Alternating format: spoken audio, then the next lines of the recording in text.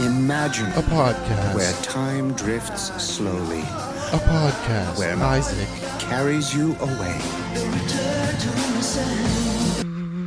So let me be clear. We tortured some folks. Hi, it's Isaac. You're listening to Coexist Inc. Thank you for joining me. Thank you for joining me in spite of the fact that I am a journalist. I don't have many nice things to say about journalists these days. We are oftentimes just stenographers of the state.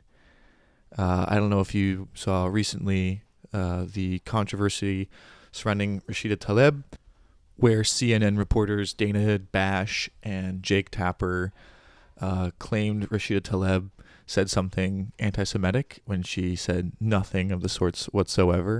But do you think Attorney General Nessel is not doing her job? Because Congresswoman Tlaib is suggesting that she shouldn't be prosecuting these individuals that Nessel says broke the law, and that she's only doing it because she's Jewish and the protesters are not. That's quite an accusation. Do you think it's true? And now here's Tapper trying to weasel his way out of what he said without actually acknowledging he was wrong and lied. I should note that I misspoke yesterday when asking a follow-up of Governor Whitmer, who I asked about this. I was trying to characterize your views of Tlaib's comments. What do you make of those today, noting that Congresswoman Tlaib never explicitly said that your bias was because of your religion, and so it's unfair for you to make that allegation?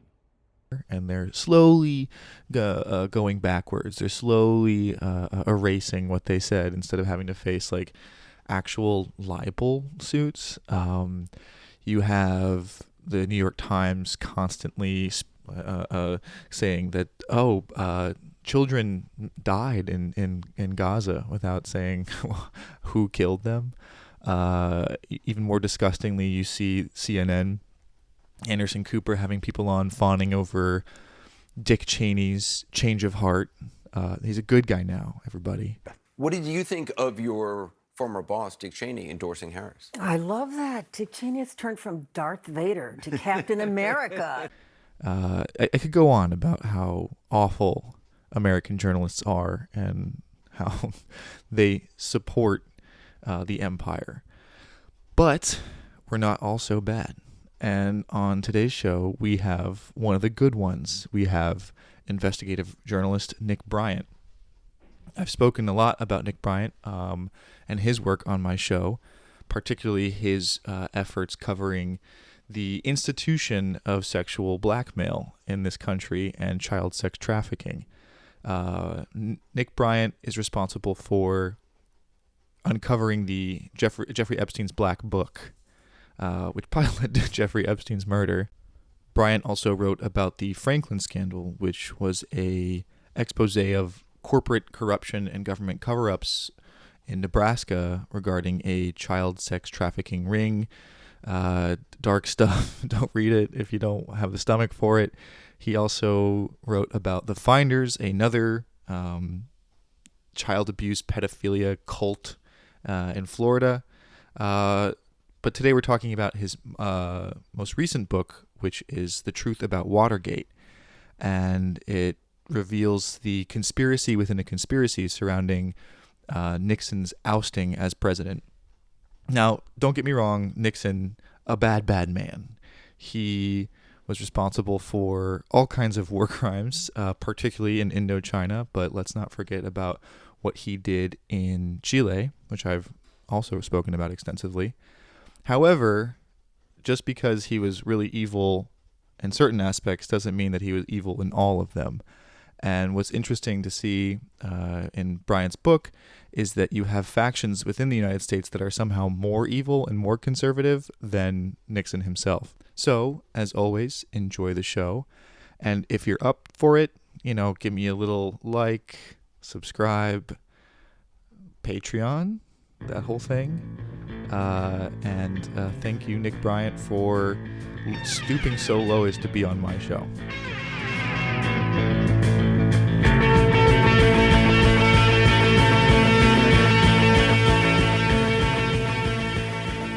Where are you? I'm in New York City.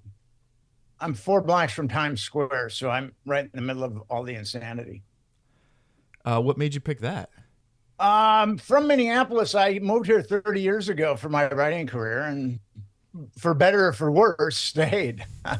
Yeah, how's that going? How's your writing career going? Well, my writing career is interesting. It's when I started taking on the topics that I write about now, I haven't had the same mainstream media attention that I once had. I mean, yeah, you've been writing for what, 20, 30 years? More than that, right? I have been a freelance writer for like 30, and then I was in academia for 5. So mostly writing. So yeah, I've been a professional writer for like 35 years. My mom says I've gotten lucky How so? over the course of the last 35 years. So I kind of get a quick kick out of that. Anyway, that's my mom. My mom is a journalist, and I didn't mean to follow in her footsteps, but here I am.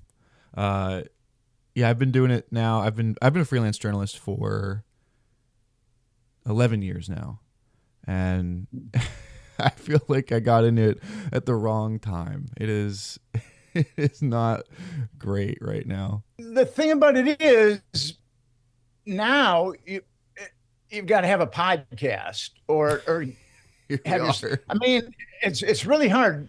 When I first started writing, there were a lot of magazines that you could write for that would pay a pretty good wage. And the majority of those magazines are gone now. You're lucky if you can get $1 per word these days. I mean, I get excited by that now. The magazines that I originally wrote for in my early career, they're all gone. I mean, it's funny reading Hunter S. Thompson's stories and the hotels that he got paid for, and just the crazy budget he was given. I have to pay for my own gas. Everything comes out of my pocket. My stories now are largely speculative on my part. I have to put the initial investment into a story and hope that someone buys it after the fact and pays me back for all the hotels. Where do you sell them? Where do you sell your stories? I was working for a local magazine here. I had a stint at the Times briefly. I was doing regional magazines. That seemed to be what paid. Airline magazines for a little bit before those all went bye-bye. Yeah, actually paid really well. Right. But yeah, now it's just, I mean, I got majorly fucked recently by both National Geographic and my subject matter, who was two-timing me with another journalist. The story just came out in New York Times Magazine, and I was supposed to have my story come out in Nat Geo, and Nat Geo just strung me along for a way, like so long that someone else beat me to the story, basically. But they would have paid a lot, which would have been nice. Should we fire it up? Yeah, let's do it. What do you want to talk about? I mean, I want to talk about your most recent book. I want to talk about the truth about Watergate. I've been listening to you make the rounds, so we don't have to get into too much detail. But I'm also interested in the state of journalism as you experience it. We're kind of like talking about it right now, but also the implications of what a story like this does to just the spirit, your one spirit and understanding of the world. And what story is that? Watergate or Franklin or Epstein or? I mean, the whole thing. If for people who listen to my show, I quote you quite extensively. Like I reference your work a lot. So they should be somewhat familiar with you. If they're not, hey everybody, it's Isaac, and here's Nick Bryant, one of my, I guess, new heroes in journalism. And for those of you who don't know Nick, I have quoted him extensively on the show, but he is responsible for the publication of Jeffrey Epstein's Little Black Book, exposing the Franklin scandal, the Finders, which was that Florida cult that that most people have no idea about. But yeah, Nick, why don't you just, this is a pretty informal show. I just try to make it fun for everybody. But why don't you introduce yourself really briefly? My name is Nick Bryant, and I'm a freelance writer. I'm an author, and I've also become an activist. I wrote a book that came out in 2009, 2010 called The Franklin Scandal, a story of power brokers, child abuse, and betrayal. And that book was about an interstate child trafficking network, very, very similar to Epstein's network, very similar. And I worked on that book for 7 years. And then I started to investigate Epstein's network and in 2012, 2011, 2012, and I came across his black book in 2012. And I brought it back to New York City where I live, and I tried to get publishers to publish it, but no one would touch it. And then finally Gawker published it, and then the floodgates opened on the black book. And then I co-authored a book called Confessions of a DC Madam, The Politics of Sex, Lies, and Blackmail. I wrote it with a guy named Henry Vincent, who ran a gay escort service. And CI assets would use his escorts to compromise closeted politicians. And then I recently came out with a book called The Truth About Watergate, a story of extraordinary lies and liars. So that's everything in a nutshell. Yeah. But it's what you have done, even if it's just 4 books, is quite impressive. Again, who knows where the Epstein case would be if you hadn't managed to get it published in Gawker. Rest in peace, Gawker, by the way. And your most recent book, The Truth About Watergate, is making the rounds a bit. I mean, you as a freelance journalist, like you said, have struggled to get not just recognition, but money and publications just to print the work that you do, even though no one's ever proven you wrong, as far as I know. And so it seems like you entered my understanding of the world through podcasts. Like that's how I found you, actually. And so it seems like you've made this very smart business decision, I think, and professional decision of using alternative media, I guess we could call it, to get the message out there. Alternative media is the only media that will deal with me, really. I mean, I'm occasionally interviewed on some mainstream shows, but alternative media is the way to go. And I believe that if it wasn't for now, there's a lot of bullshit on the internet, but I also believe that if it wasn't for the internet and we had to rely on mainstream media, we would not have access to truth at all. That's a great segue to get into your most recent book, too, The Truth About Watergate, because, I mean, the villains in the Watergate scandal, at least as I knew it growing up, was Nixon. That was the bad guy. Yes. Nixon was the monolith of evil. Yeah. But my mind has changed. My mind is just constantly changing about my understanding of history. It's almost embarrassing what I used to believe, and then what work like yours exposes, which is a much more nefarious truth. So I do want to talk a bit about the truth about Watergate, but I also want to mention that because we're talking about media and how awful it can be, even though I'd say that the CIA figures, Ed Helms in particular, are probably like the demon. You know, they're demons. You actually are meaner to Woodward and Bernstein than anybody else. I think you reserve like your most scathing words for these two journalists. So yeah, in your book, The Truth About Watergate, you reveal that Woodward and Bernstein are not what we think they are, the same way you have proven that Nixon wasn't he's a bad guy, but not as bad as they'd have us believe. So what do people get wrong about Watergate and Nixon? I think just about everything. Nixon is looked upon as good versus evil. I mean, that's what it was, the media and the democratic process that took Richard Nixon down. But Nixon was nuanced. And first of all, what really got Nixon into hot water was when he became president. Nixon had been a cold warrior. He was one of the bellwethers in the anti-communist hunt. in the U.S. And when he started a campaign in 1968, he was talking about being the peacemaker. And people thought it was just a cynical ploy of his because he'd always been a hawk. But when he actually elected president, he decided to become a peacemaker. And we didn't even have diplomatic relations with China at that time. And Russia and the US were engaged in a huge, huge nuclear arms buildup. So Nixon offered olive branches to both China and the USSR, and he did so very blatantly. On his first or second day, he issued National Security Memorandum Decision 2, which sounds like an innocuous bureaucratic directive, but basically what he said is the CIA, the Department of Defense, and the State Department will have absolutely no bearing on my geopolitical moves. And then he started negotiating with the communists. And that really, really enraged the hawks at the CIA and the hawks at the Pentagon. And the Joint Chiefs actually initiated an espionage ring against Richard Nixon. It's called the Moore-Radford Affair. And the Joint Chiefs of Staff had an espionage ring against the United States president. I mean, that's kind of stunning when you think about it. Mm-hmm.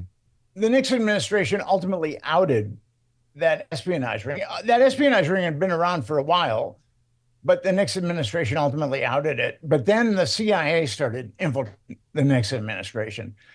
Think about the last scene in Scarface, where Scarface burns the Bolivian drug lord, and the Bolivian drug lords send droves of assassins to Scarface's estate. That's kind of what the CIA did, is they penetrated the White House any way they possibly could. So the story that Nixon sent these E. Howard Hunt and the G. Gordon Liddy, these burglars to infiltrate the DNC. What really happened there? I mean, you describe it as a way of them outing Nixon. This is a way for them to get rid of him, right? I think that they started penetrating because they wanted to know what Nixon was up to. They didn't really, I don't know if they thought they were going to get lucky and be able to depose him, but I really think that initially they just started infiltrating the Nixon administration just so that they could find out what it was doing. And there'd been a number of leaks in the Nixon administration, and Nixon's underlings had formed a group that they called the plumbers. And the plumbers were around, their raison d'etre was to plug leaks. And there were two CIA guys that infiltrated the plumbers. And they were the ones that caused a lot of problems for Nixon. And had they not infiltrated the plumbers, I don't know if there would have been a Watergate. And who were these two agents? One was Howard Hunt and one was James McCord. They were both super spooks. I mean, these guys were legends in the CIA. Legends. Did you watch that White House series, the White House Plumbers, with? I couldn't do it. I just couldn't do it. It was. I mean, it's hard for me to watch fictitious series like that when they're portrayed as factual. Because they portrayed them as these bumbling goofballs, and I've noticed that pattern in the way that people want to interpret these deep events as incompetence. That's why these things happen, is because the people just aren't good at their job. But that's not the case, you think? The CIA likes to come across as it's bungling stuff. I mean, with the mind control stuff, they put millions of dollars into mind control. And they did it for multiple years, and they said that it was impossible to implant memories. Meanwhile, a number of their psychiatrists are implanting memories in people. So the CIA kind of came across with the church hearings when they were outed about the MK Ultra as, well, we tried it. But I believe that they really perfected mind control. And if you think that the CIA is incompetent, talk to the citizens of Guatemala, talk to the citizens of Chile, talk to the citizens of Indonesia, talk to the citizens of Iran. I could go on and on and on. These are all countries where the CIA fomented coups. So they're highly effective when they want to be. They effectively removed Richard Nixon from the office of president. Watergate is a conspiracy within a conspiracy. That's what makes it so complex. And there's been tomes, really good books written about Watergate. But they're huge and they're complex. And what my goal is to render Watergate as simplistically as possible, but really have a very hardcore academic edge. That's why the book has 2,238 citations. Just about every sentence in that book has a citation, because I wanted to make it bulletproof. Because with everything else that I've written, I'm going up against the machine. I'm going up against the corporate media narrative. And with Watergate, everything about the corporate media narrative is just about wrong. So there were two conspiracies going on with Watergate. The first one, there were 4 Cubans and James McCord, Howard Hunt, and Alfred Baldwin. They were the Watergate burglars. And G. Gordon Liddy. The first conspiracy was to get dirt on the Democrats. That was what they were trying to do. And the Democratic National Committee was on the 6th floor of the Watergate building. And if you were a Democratic big shot, you go up to the Watergate, the Democratic National Committee, and there was a secretary named Maxie Wells. And if you wanted a woman, she'd show you pictures of prostitutes. And the brothel was about a block away at upscale Columbia Plaza Apartments. And that particular brothel was a CIA honey trap. It was wired for audiovisual blackmail. So any Democratic big shots that went to that brothel, it was run by Heidi Reichen and Lou Russell, and ultimately overseen by James McCord, one of the Watergate burglars. Any big shot that went to that brothel was compromised, whether they were Republican or Democrat. Now, when the burglars got busted, one of the burglars had the key to Maxie Wells's desk where she kept the pictures. And the FBI would keep that information secret for a very long time. Yeah. And then cameras were also set up on her desk, or one of their cameras was also set up on her desk. So that was clearly one of the conspiracies, was to get dirt. The second conspiracy was to get busted. And James McCord led the 4 Cubans into the Watergate. The first time they broke in, now they broke in twice. The first time they broke in, James McCord led the Cubans in at 11 o'clock at night on I believe it was Friday night, and they signed into the Federal Reserve Board, which was on the 8th floor. The Democratic National Committee was on the 6th floor. Now, the Federal Reserve Board had been burglared the previous month, so they had enhanced security. And the security guard at the Watergate had the IQ of like an avocado. He couldn't put it together. And so the second time they broke in, Alfred Baldwin, who was an underling of James McCord, he called the DC police and told them about the burglary. But there was a cop named Carl Schaffler who had CIA affiliations, who was improbably parked 2 blocks away from the Watergate. So Carl Schaffler and his friend just shot to the Watergate and then arrested the burglars. But Nixon knew nothing about the burglary. And actually, Nixon's number 2 guy, Bob Haldeman, knew nothing about the burglary. Nixon's number 3 guy, John Ehrlichman, knew nothing about the burglary. Nixon's number 4 guy, John Mitchell, the Attorney General, knew nothing about the burglary. None of those guys knew nothing about the burglary. How did they manage to pin it on Nixon? And why didn't Nixon? I mean, I'm sure Nixon knew a lot. I mean, he references that Bay of Pigs thing where I know he was like constantly harassing Helms to get at like what exactly happened to JFK in Dallas, but he obviously knew some stuff. Why couldn't Nixon fight back? Well, I think he did. Okay. Where he got impeached was obstruction of justice. And where Haldeman, Ehrlichman, and Mitchell, where they were tried criminally for obstruction of justice. Nixon, now these guys did not really realize who broke into the Watergate. It took them a little while to realize that G. Gordon Liddy had broken into the Watergate, but the prime movers of G. Gordon Liddy breaking into the Watergate were John Dean and Jeb Magruder. And they were also pathological liars. They're ostensibly heroes, but they're pathological liars too. I show that repeatedly in the book. And it's thought John Dean's wife was a good friend of the madame who ran the brothel at the Columbia Plaza.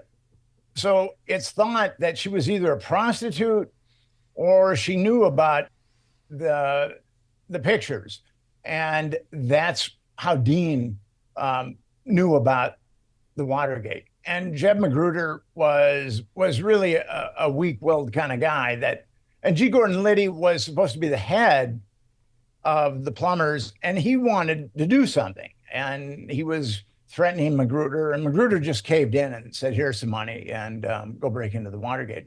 But I think that order ultimately emanated from John Dean via Magruder, and then it went to G. Gordon Liddy. And then that's where they got all the trouble because they had conscripted Howard Hunt and James McCord to be part of the plumbers, and they were part of the break-in. And they told a number of lies. And it's pretty obvious that they really wanted to get busted, especially McCord. But Nixon was busted for obstruction of justice. And shortly after the Watergate break-in, he wanted to use the CIA. The CIA can play its national security card and get the FBI to back off. CIA does that all the time. It did it in the Finders, which I wrote about. And there was a meeting with Bob Haldeman. He was Nixon's chief of staff. John Ehrlichman, he was Nixon's number 3 guy. And Dick Helms, he was the head of the CIA, and Vernon Walters, who was the associate director of the CIA. And Nixon told Haldeman, have the CIA play their national trump card. And he said it, and if they balk at it, say it might be related to the Bay of Pigs thing, the Bay of Pigs. And what he was referring to with the Bay of Pigs was the Kennedy assassination. Mm-hmm. So those 4 guys were having a nice leisurely conversation, and Haldeman asks Dick Helms to call off the FBI, and Helms said, well, we don't have anything to do with Watergate or the break-in, so we're not going to call off the FBI. And then Haldeman says it could be related to the Bay of Pigs thing. And all of a sudden, just Helms explodes. This has nothing to do with the Bay of Pigs. He just, and he was a very stoic guy, but he really got enraged. But then he said, okay, I'll call off the FBI. But he lied. He did not call off the FBI. And actually, the CIA collected evidence that the FBI used to incriminate the Nixon administration, various members of the Nixon administration. Still, I wonder, I mean, Nixon, we can assume, knows what happened to him and who did it, right? I do not believe that.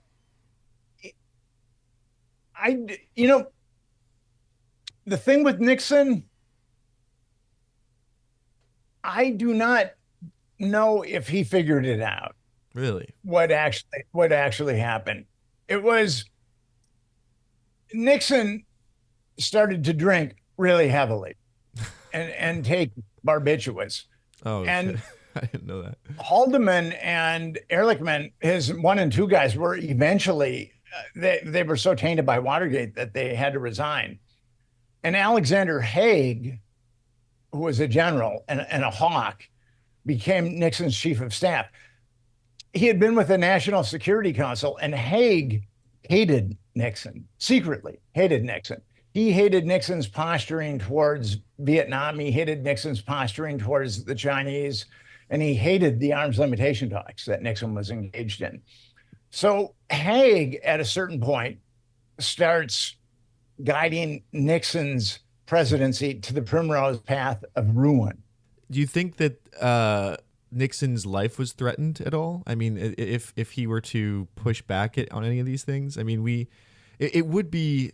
I see everything as a cost-benefit analysis, and I would kind of want to talk to you about that as well, and like how you feel about the safety of your own life, considering the work you're doing, because it does feel like intelligence could just kill anybody at any point. Like it wouldn't be too hard for them to kill anybody, but the potential fallout, like the perception of two presidents being murdered somehow, like not consecutively, but one after the other.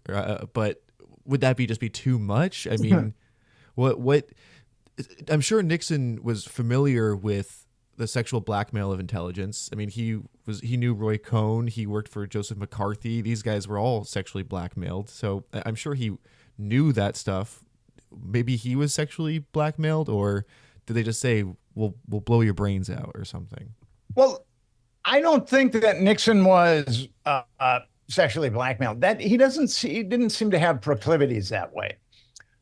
The reason why the CIA didn't kill him is because the Warren Commission had been a disaster for the CIA. And the vast majority of Americans believed after the Warren Commission that the Warren Commission covered up the JFK assassination. Now 66% of Americans believe that. So the majority of Americans, but that percentage was even higher in the 60s. And actually, the CIA came out with a quote unquote dispatch that essentially that was passed to editors and anybody with juice. And it said that anyone who questioned the findings of the Warren Commission should be called a conspiracy theorist. Yeah. And the CIA weaponized the word conspiracy theorist, because the New York Times and the Washington Post used one of those two terms about once a year. But after that dispatch came out, it's used exponentially. It's probably used every day now. And it's amazing. The CIA guy that wrote that dispatch should be getting a huge amount of royalties, or his family should, because it was highly successful. But there was just too much trauma and too much questioning of the Warren Commission for intelligence to whack Nixon. I mean, that's what I believe. They had to wait another like 20 years before they could kill William Colby. They had to space out their assassinations. William Colby had a very strange death, that's for sure. Yeah. How complicit? I mean, in your book, The Truth About Watergate, you again reserve some of your most scathing quips for Woodward and Bernstein. I think you called Woodward an ethical eunuch. Is that right? Yeah, I said that he was an ethical eunuch. Yeah. Yeah. How complicit was the media in perpetrating this conspiracy? Okay, the editor-in-chief of the Washington Post was Ben Bradley, and he had worked with the CIA.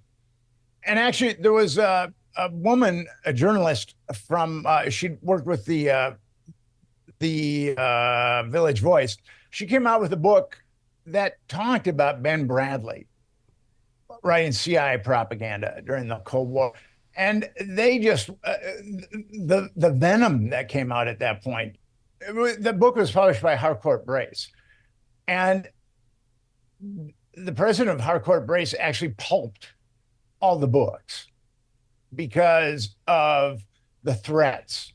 And there were two magazines that wrote articles about her psychological instability. So why would a guy go through that much to say he wasn't affiliated with the CIA, even though he definitely was, because she filed freedom of information requests, and it definitely showed that he had been affiliated with the CIA. Why would a guy do that? Why would a guy adamantly deny that he had been affiliated with the CIA? Because he was still with the CIA. That's why. And Woodward was a naval intelligence guy, and his story is just the cover story on Bob Woodward is just ridiculous. When he got out of Yale, he was in Navy intelligence, and he was a briefer of Alexander Haig. And Alexander Haig ultimately does become Deep Throat. There was a number of different Deep Throats, but the most damaging one was Alexander Haig. But the cover story on Woodward is just so ridiculous. So Woodward graduates from Yale and he gets accepted to Harvard Law School. But then he decides to knock on the door of the Washington Post and say, I would like to write for you guys for 2 weeks. And if you don't like what I've written, you don't have to pay me. So that's the deal. Now, you or I, if we knocked on the door of the Washington Post and said, I would like to write for you for 2 weeks. Well, I would for sure. They'd never hire me, but they wouldn't hire anybody to do that. So Woodward really didn't know how to write. And actually, I still don't know if he's that good of a writer, but he, after his 2-week trial, he went to the Montgomery Sentinel. And it was in Maryland. It was a weekly in Maryland. And he wrote for them for about a year, and then he came back, and he and Bernstein ostensibly broke Watergate at that point. But his communication with Deep Throat, I mean, and this is so easy to deconstruct. Woodward said that Deep Throat would pass by his apartment every day, and if Woodward wanted to talk to Deep Throat, he'd move the flower pot on his balcony. And that would signal to Deep Throat that they would meet, and then Woodward would take multiple cabs and they'd meet in this underground garage. I mean, it was a John le Carre novel, essentially. And the problem with all that is Mark Felt, who he said was Deep Throat, had been fired from the FBI 5 months before the most damaging Deep Throat information came out. Plus, Woodward's apartment was facing a courtyard. So if Mark Felt really wanted to take a look at Woodward's balcony, he had to drive down an alley and get out of his car and walk about 50 paces and look straight up. Now, Woodward wants us to believe that Mark Felt drove in every day from Virginia, because got fired at the FBI. He drove in every day from Virginia, drove down that alley, got out of his car, and looked at Woodward's flower pot. I mean, it's an absolutely ridiculous story. I think that for a lot of good-hearted liberals, this book and this stuff you're saying is going to be very hard for them to swallow. I think that they revere the New York Times. When I used to work there a little bit, and I would tell people, like, I had bylines. I was on the front page of the New York Times. They swooned. You know, they were really... They seem to have this deep respect for the Fourth Estate. They also have a deep hatred for Richard Nixon, because he gets to be this boogeyman in their lives. So I think it'd be very hard for people to look at your book and reconceptualize Nixon. I think a lot of people's minds are quite calcified about politics in that way. And I would you say that media has just gotten worse since Watergate in terms of its complicity? Absolutely. 90% of the media is owned by 6 corporations. So the media consolidation has really hurt the ability to get the truth out. As I said earlier, if it wasn't for the internet and we just had to rely on the mainstream media, we would not have access to truth. We just wouldn't have access to it. As I've begun to solely consume, I mean, obviously I read the New York Times, but when it comes to who I trust, they become singular figures and not institutions. Like you, I trust you. I don't know if that's if I should. I don't know why I do necessarily, but I have decided that I trust you and what you say about the world. Could you loan me $1,000 then? Let's set you a Patreon, man. Let's get your Patreon going. Let's get your numbers. I think that the issue though is you have revealed a very paranoid world. I mean, it is a dark, dark world that you have exposed. And I want to know how you deal with that on a personal level, but also when everything is a conspiracy, when everything is sinister, as you have shown, how can you trust anybody? Not everything. What I've shown with the Franklin scandal and what I've shown with Confessions of a DC Madam and what I've shown with Watergate is that the mainstream media has told a lot of lies. And with Epstein, I've written a lot about Epstein, and what I've shown there is it's the mainstream media. It's more responsible for omission than commission. Although the media has made some gaping mistakes. According to the media cover story, Bill Gates met Jeffrey Epstein, I believe, in 2011. But there was an article published by the Evening Standard in the UK in 2001 that said Bill Gates and Jeffrey Epstein were doing business in the 90s. And Bill Gates was obviously susceptible to being blackmailed, given what we know now. A little horny nerd for sure. So why haven't the mainstream media, or why hasn't the mainstream media taken a look at that article from the Evening Standard in 2001 and called out Gates and said, you were doing business in 1990s with Jeffrey Epstein? So there's things like that are troublesome. I've seen you making the rounds on conservative channels. Like I saw you on Lou Dobbs, on Newsmax. Whitney Webb, who's also from Sarasota, and uses the same publisher as you, I believe. Yes. For her, I remember she got. We talked about this when she came on my show, that she got a lot of shit when she went on Glenn Beck's show. Mm-hmm. Not that he's not mainstream. So I understand, like, in order to get your message out there, you have to go on with whoever's going to publish you, whoever microphone is available. You need to go shout in it, right? I mean, I doubt you share many of the same politics as Lou Dobbs. Lou Dobbs and I are very different politically. I'm not a Republican and I'm not a Democrat. I've been voted for a Republican or a Democrat since I got into this strange world that I'm currently in 2002. Some of my, I really think that the way that the right is now hating the left and the left hates the right, they're heavily balkanized, and it's a very easy divide and conquer for our politicians.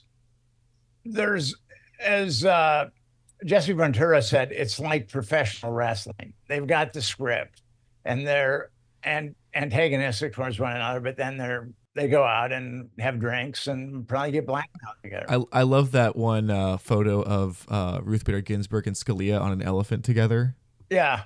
Yeah, it's like that to me is just like the perfect picture of American politics there. But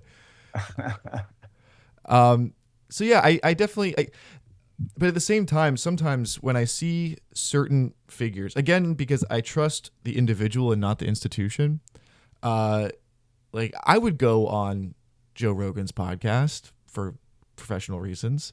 Not that, but to me, I think he's a spook. I think he's an asset of sorts. But you were on Tim Dillon's show, which is a very, very popular podcast. What's interesting about Tim Dillon to me is that he is a Peter Thiel acolyte,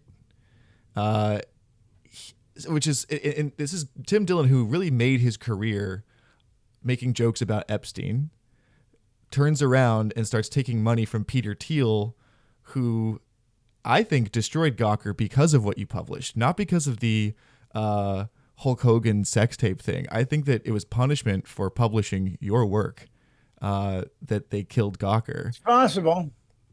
So it's possible. Even I worry that even in the alternative media landscape, that we aren't free from these things either, because what is Tim Dillon doing taking Teal money? Who's basically part of the Epstein network, in my opinion.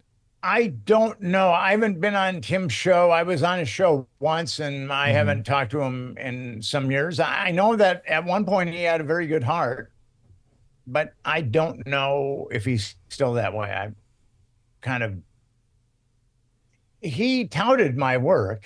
Yeah. And so, but I don't know where he's at this point. I haven't talked to him in a while. I saw Tucker Carlson on Rogan too just recently, just around the time your book came out, and he's basically cribbing from your book. Did you see that interview? I did. And what's actually kind of interesting about that is Tucker Carlson said the CIA got rid of Nixon. And then Rogan said, well, what was the reason? And Tucker Carlson didn't have a response. Now, if he'd read my book, he definitely would have had a response. And I was going to be on his podcast to talk about Watergate. But then I also mentioned that I wanted to talk about Epstein Justice, which is this nonprofit organization that I formed. And we want a commission for two things. We want a commission to tell us why the government covered up child trafficking, and we want the perpetrators to be prosecuted. I was going to be on that show, and then all of a sudden I brought up Epstein Justice, and then I was cut. So it would have behooved Tucker Carlson if he would have read the book or the entire book, because he would have been able to have answered Joe Rogan at that point. Well, it is funny, Tucker blaming the CIA. It's the pot calling the kettle black, right? I mean, Tucker Carlson's father was the head of Voice of America. He wrote hit pieces, I think, for intelligence on Gary Webb back in the 80s or 90s? So it is funny watching these figures say like at least half of what you're saying, which it should expose what they are, what they do. I mean, it's I don't know. It's just such in this world of intelligence, it's just so confusing, and there's so many characters and there's so many like fuzzy lines that keeping track of what's real and who you can trust, it just becomes difficult. It's very difficult. Like, you trust certain individuals for your news. You don't trust the institutions. I'm that way myself. And I'm plugged into a network where I receive stuff that friends of mine vet. And that's hugely helpful. I try not to get bogged down with the 24/7 news cycle, endless array of bullshit.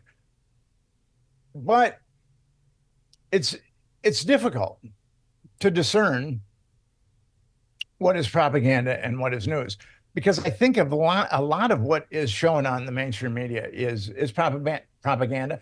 But then there are conservative stations like Newsmax that are willing to have me on occasionally. And I disagree politically with a number of the things that they say, but they resonate with what I'm trying to do and tell the truth in certain areas. So, yeah.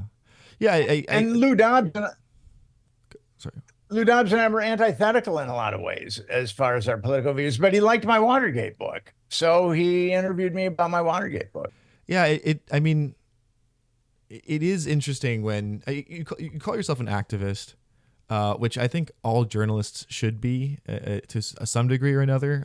This idea of objective, I'm just this neutral figure in things. Like, I don't know how you could see the world that you've seen and not be like, this has to stop. Like, I have to use whatever I can to stop this from happening. So I don't think there's anything wrong with being an activist and journalist, although I think J School would tell you otherwise. Don't go to J School is my recommendation to anybody who wants to become a journalist. Well, the people that go to journalism school want to be like Woodward and Bernstein. And actually, there is no Woodward and Bernstein. So I rest my case. I think it was great propaganda on the part of Hollywood casting Robert Redford, because that's a very handsome man. Yeah. And Bob Woodward does not look like that. So. And Dustin Hoffman, Carl Bernstein's a little munchkin. Yeah. And it's, Although Carl has has quite the reputation for being a libidinous character. I mean, him and Kissinger, right?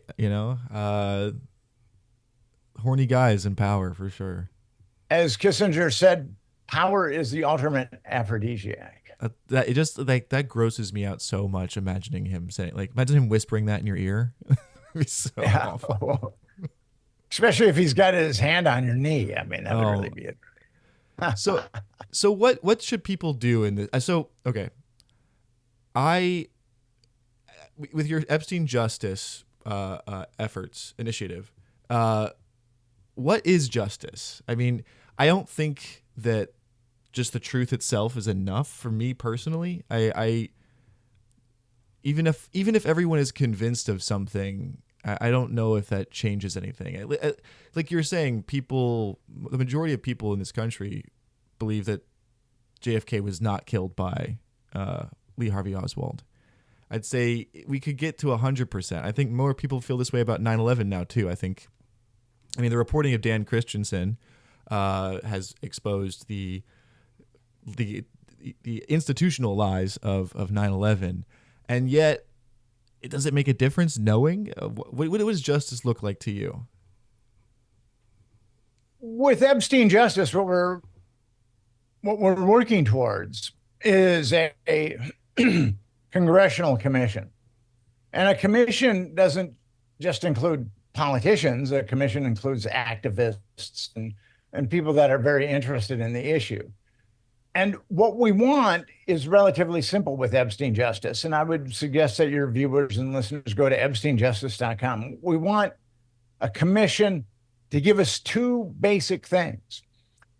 In the Epstein case, we want to know why the government covered up child trafficking. And two, we want the perpetrators to be prosecuted. It's very simple and it's very ethical. Why does the government cover up child trafficking? That's a horrific crime. If you're covering a crime up, you're aiding and abetting that crime. So in the Epstein case and also with the Franklin case, our government is aiding and abetting child trafficking.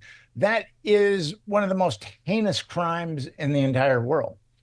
And then you've got a bunch of child molesters who are walking scot-free and procurers who are walking scot-free. They need to be prosecuted too.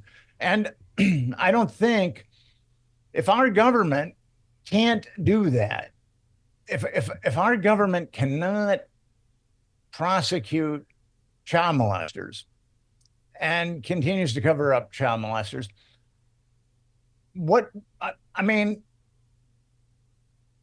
that's such a horrible thing. And all these anti-trafficking organizations, which there are thousands of in the United States, how can we allow that as activists? How can we allow the government to cover up child trafficking? So that's what Epstein justice is all about. In your work, you've shown that sexual blackmail is as old as this country itself. You pointed out that Thomas Jefferson and Alexander Hamilton were sexually blackmailed, and I'm sure sexual blackmail goes back even further in history. So is sexual blackmail just baked into the system? I mean, I think that's like the most cynical way of looking at it, is that it can't not exist in politics. How do you imagine a world without it? Well, I think it would be a much better world. There was a congressman from Tennessee in December, Tim Burchett, who came out and said, my colleagues are being compromised in motels and honey traps. A U.S. congressman said that. And I've been saying that for 22 years. As long as our politicians are getting blackmailed, they're not going to be working for us. The congressional rating is 13%. That means that 87% of Americans do not believe that their government is acting, that their Congress is acting in their best interests. And I believe that's because of blackmail. Why would these guys and gals not act in our best interest? Why do they always act in the best interest of others? So what we need is good sexual blackmail. We need people with good hearts to be sexually blackmailing people. It's just such a powerful tool. It's like why would they ever stop? You know, it's like when you hear Peter Thiel again talk about, oh well, you know, they don't torture anymore. They stop. Though the CIA stopped doing that. They got caught and now they're done. No, I mean, if the tool is that effective at acquiring power, how can we stop it? I mean, that's kind of. I mean, I know there's no like real answer here, but I wonder what you imagine. Well, I believe that if we bore into Epstein, Mm-hmm. we will come deep enough. We will come across a cesspool, and the American people will get to see that cesspool. And when you've got a disease, there's 3 levels. There's awareness, and a lot of people have awareness of Epstein. There's acceptance, and more people are starting to have acceptance that the government has aided and abetted Epstein. Mm-hmm. And then there's action. So where we're at now, most people know about Epstein and know that there should be a lot of people in jail, but a lot of them haven't made, they're dealing with cognitive dissonance. So they haven't made that leap that the government is covering up Epstein. But we've got to move the meter on that. And once we move the meter on that, then action becomes something that's imminently feasible. Yeah, it's just a shame that that the people who were most active against sex trafficking and child molestation was QAnon. I mean, that was the organization that at least made that a mainstream topic. And I don't know how you feel about QAnon. Like, I think there's pretty compelling evidence that itself was an intelligence operation. And so QAnon really hurt what I'm trying to do. Yeah. QAnon really, really hurt what I'm trying to do. They call it shit coding, right? They shit coded the effort, the work. There's in the New Republic, I believe, there's an article where the author is saying sex trafficking is a hoax. I mean, and I wrote that author of that article, and I said, well, you know, I think you're wrong. I mean, I can show you some evidence if you really want to take a look at it, but she did not get back to me. So what was her evidence that it's not real? I mean, I don't understand. She pointed to Tim Ballard, who was a charlatan and a liar. And a sex trafficker himself too, right? I mean, he did it. Well, he was certainly a sexual assault, was prolific with that. So that's all. I mean, Tim Ballard was instrumental and enmeshed in QAnon, and then all of a sudden we find out that he's fond of sexually assaulting women. So that is problematic. QAnon really hurt what I'm trying to do, and it's unfortunate, but that's what I have to deal with. I mean, I would argue it was by design. I don't think that it happened by accident. I watched the first 30 minutes of that Tim Ballard movie, The Sound of Silence. I can't remember the title is. The Sound of Freedom. Oh God, it is a horrifying. I had to turn it off because it was basically the camera gives you the POV of a child molester. So you're looking through the eyes of a child molester, and they sexualize young children in the movie. And I'm watching it, and I'm just like, this is insane. This is an insane piece of art. I cannot believe that this is okay, that this exists. Well, it's truly unfortunate that Tim Ballard and some of the others involved in the making of that movie were, I'll use the term again, ethical eunuchs. So, I mean, that's truly unfortunate because child trafficking is something that is ubiquitous in our society. And I'll give you an example. According to the Centers for Disease Control, now this is, and these are considered conservative estimates, 25% of American women are molested as minors and 5% of American boys. And a lot of people in the field think that it's much higher for American boys. But if you go with the CDC's numbers, you've got 50 million Americans that have been molested as minors. 50 million. And a lot of them are trafficked. There's, I think, a pretty credible organization called Project Lighthouse that says up to 300,000 children in the United States are trafficked every year. It's tough to know about numbers like that, but if 50 million Americans are molested as children, I mean, there's got to be, one would think, a tremendous amount, although a lot of that would be incest, but a lot of it isn't. Mm-hmm. Well, like you pointed out with the Epstein network, it was taking advantage of poor kids from broken homes. That seems to be, and the Franklin network also. Mm-hmm. So I wonder if there's like a political analysis here. In order to change this system, in order to disrupt this system itself, I mean, we can work to expose it. I think that's certainly a start. But again, I wonder, because there is too much profit to be had in this sexual abuse system, is it? Do we need some sort of like anti-pedophile Marxist revolution of sorts? I mean, do you have a political analysis of child sex trafficking? I mean, it happens. Child sex trafficking happens on the right. It happens on the left. It happens with billionaires, and it happens with people living in trailer courts. Child trafficking is, as I said, ubiquitous. The difference between the traffickers that are trafficking kids in trailer parks and the traffickers that are trafficking kids with Epstein is the rich people don't get molest these kids with impunity. But I'll say this, regardless of if someone is trafficking children to billionaires or to big shots or to people in trailer parks, traffickers are vicious people. Human traffickers and child traffickers are vicious, vicious people.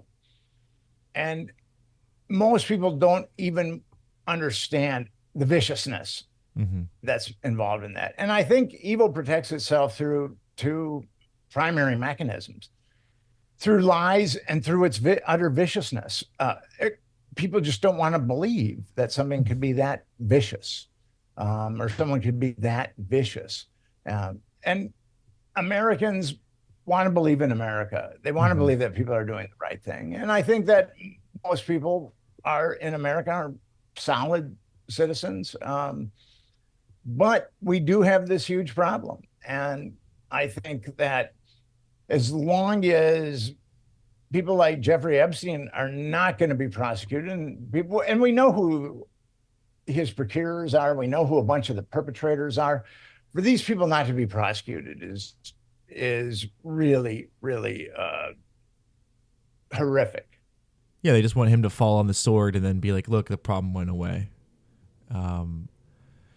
So knowing all that you know about the utter viciousness of a very small percentage, but powerful people in this country, and the work that you're doing constantly, and you know these people personally. I mean, you have interviewed people who have been abused. How do you? This is for my mom mostly. How do you stay positive in light of all this? I don't know. I've got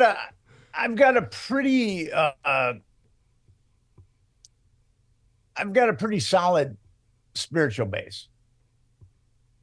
And if I didn't have that, I think that the tsunami of darkness that I've dealt with over the years would have just washed me away.